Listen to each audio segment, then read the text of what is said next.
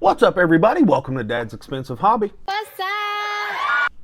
Today we are taking a look at the Marvel Legends Bully Maguire Spider-Man from Spider-Man 3.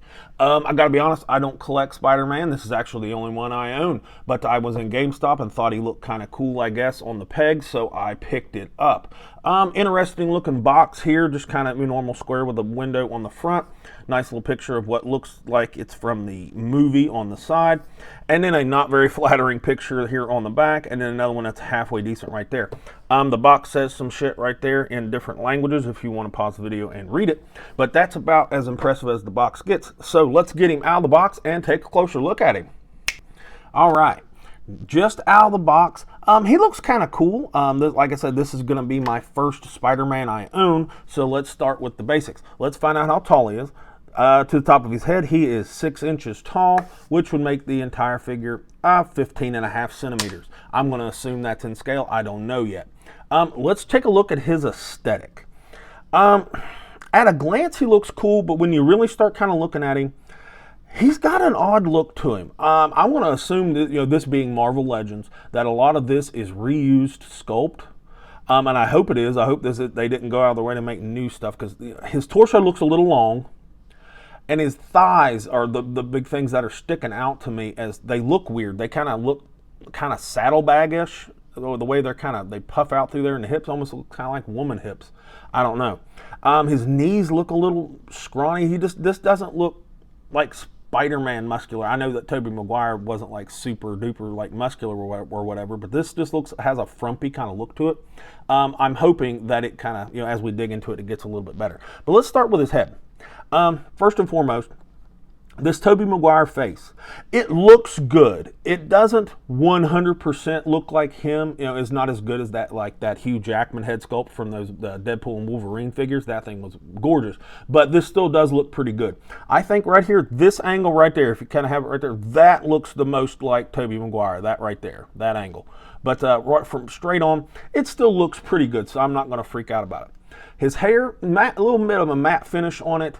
And some decent detail as far as like the hair's combed or whatever. I would have liked to have seen a wash or some dry brush or something to really make it pop, but it is what it is. The webbing on this figure, mine for the most part looks pretty good. His left arm, like in the bicep area right through here, it's got a little bit of smudging, if you can see that, like compared to the rest of the arm. It's a little faded out or whatever, but everywhere else looks pretty good. One place I was actually kind of impressed was in the butterfly area around the shoulders. They actually got the webbing lines to actually marry up pretty well. So, props to you, Marvel Legends. Good job there. Thank you. The front spider on his chest is done pretty well. Now the one on his back, and I get it that the sculpt is broke because there's a diaphragm joint right there, which we'll go over in a little bit. The spider looks a little wonky, like standing straight up. That doesn't really look like his spider all that much. You lose some of it. You kind of have to lean it forward. And when you do, they've continued it, and it looks a little weird up in there. There's like extra spider on the bottom part. And I think they were going for to try and continue the sculpt, but it's not really working that well, at least for me. But everywhere else, even down on the boots, the paint is done. The web lining, when I say that, that's what I mean. Other than right there, so I've got two spots that look a little weird with the webbing, but other than that, the paint isn't that bad. On the upper body, anyway, not the lower body, but the upper body from like the pelvis up, there's some texture on the suit, so I like that. The legs are smooth. There is no texture to the legs, at least on mine, and then there's texture again on the boots. So overall, paint-wise, I would call it about average, because there's enough spots there that look really good as far as mostly, but there are some spots that's really kind of jerked up. So anyways, and also I want to point out the thumb on mine's left hand, if the camera is showing it right there, is it's like chopped in half or something, almost like it got chopped off. And I'll show you what the thumb is supposed to look like, so you know what I'm saying. That's what that thumb is supposed to look like, and that's what that one looks like. So that's not that awesome. I'm not happy about that. Fuck. But other than that, it's for $33, because that's what this one costs.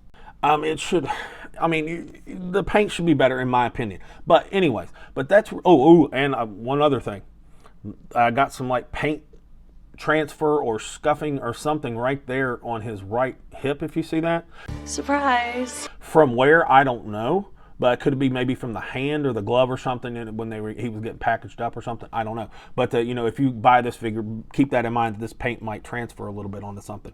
But other than that, he looks, I'll give it a C. For Marvel Legends, he's a C as far as that's concerned.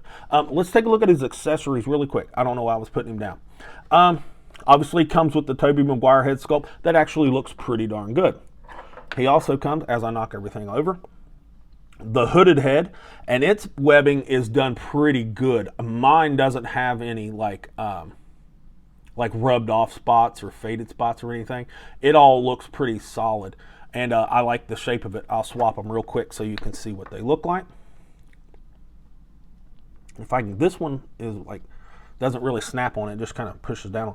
And I think the figure actually looks better with this on there than the Tobey Maguire head. But the Tobey Maguire head looks better overall, but I think the figure looks better with that one on there.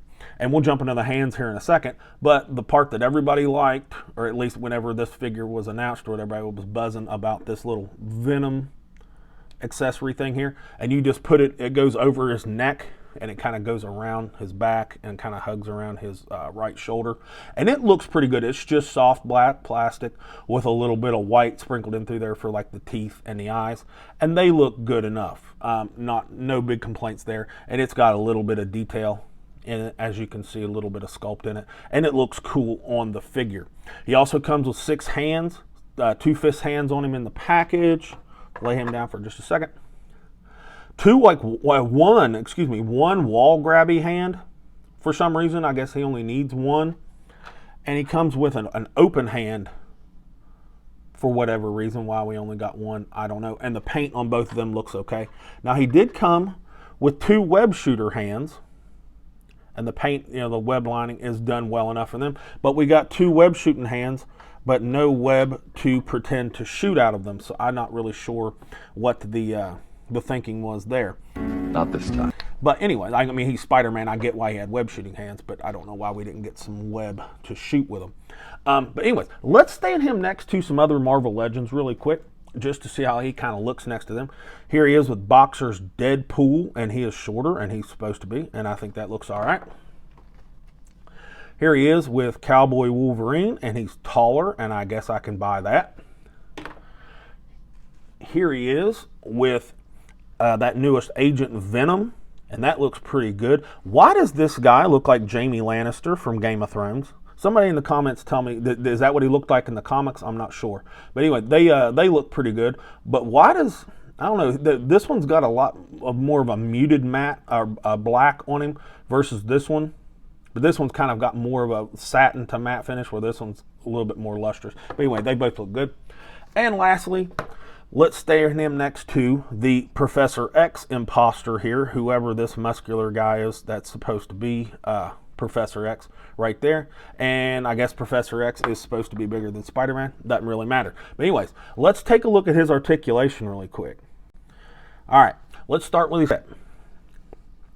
His head will look up pretty decent. And it'll look down pretty good. And you can move it all around. And that's because, surprise, it's on a double ball peg.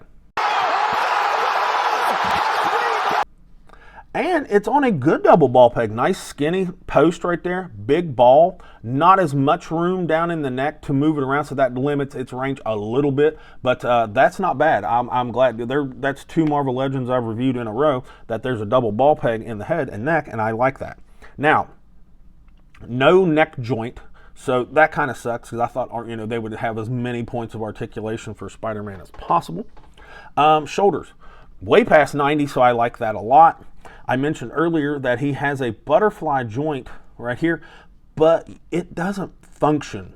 And I mean really at all. There really was no point to having it. Mine at least, it doesn't move, because it's supposed to give him some extra forward, and it doesn't.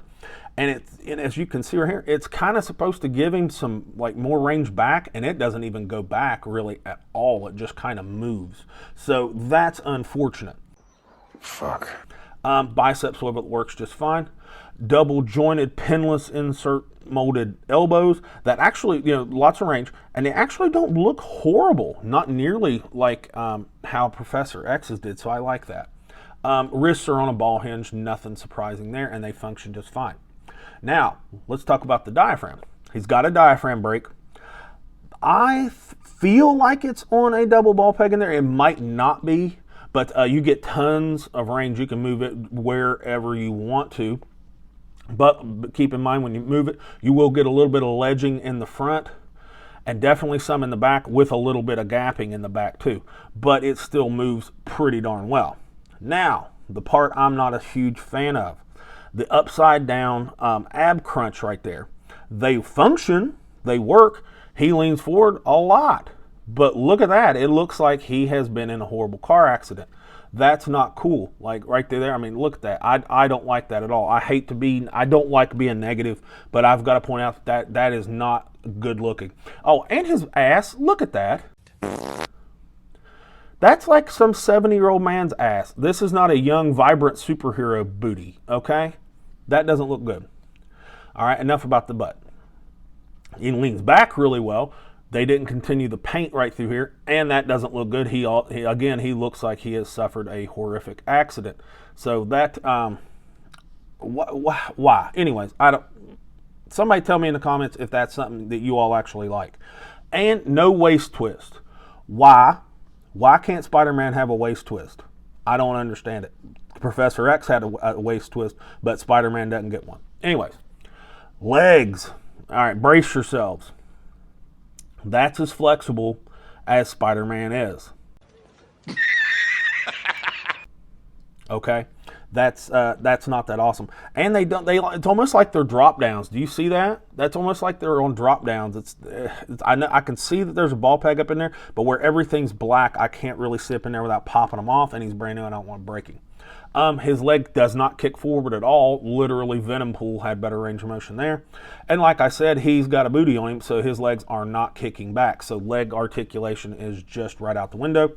He has a thigh swivel, but where he has oddly shaped thighs, like I pointed out, when you twist them, the leg shape just, it's gone. It doesn't look good.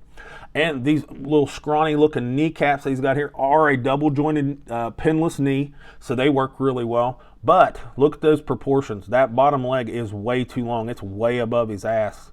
You see that? I don't like that. So that's no good. No shin swivel for some reason. They're leaving out points of articulation on the most athletic character they've got. Ankle hinge down here works really well down. Really good up. And it has an ankle rocker, so that's really good. No toe hinge, but I don't give a shit. And he's got peg holes in the bottom of his feet. I know for some reason Marvel Legends fans like to see peg holes in feet. Okay then. But anyways, articulation, really not that great. The hips are awful, and the butterfly does not work that well. Great neck joint, diaphragm brake, really good. Arms, knees, and ankles work how they're supposed to work. So that's about all I've got for that.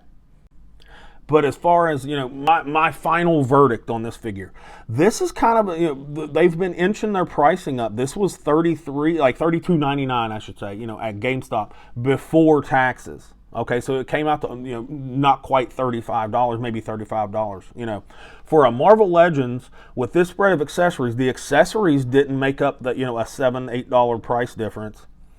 I don't really know why this needed to be that expensive. There doesn't feel like there's new technology. Maybe that Maximum Spider-Man will blow me away when I get it here, whenever it freaking shows up. But I'm not impressed. I hate to sound like that because I want to like these figures. But I'm not impressed with this figure. I'm going to give this figure a C-. That is one big pile of shit. I hate to be like that, but he's a little below average. Plenty of paint screw-ups. The articulation's not very good, and it's on a character that needs to be articulated really well, and it's just not good. And the price point's too high for this kind of garbage. I mean, for this stuff. The exact same amount of the accessories, actually a little bit more for Agent Venom, and a bigger figure, and he was $25, and this is $33 plus some tax. I'm sorry, I don't see the value. I don't recommend this figure. I know a lot of you all are going to buy it regardless of what I say, but I got to just be honest, I don't recommend that you spend your money on it. You spend your money on whatever you want to spend your money on. But anyways, that's really all I've got for the Bully Maguire Spider-Man here. If you haven't subscribed, click pause, scroll down, give us a subscribe, give us a like, give us a comment, share, all that good stuff. And with all that said, this has been Dad with Dad's Expensive Hobby, and I'll talk to you all in the next video.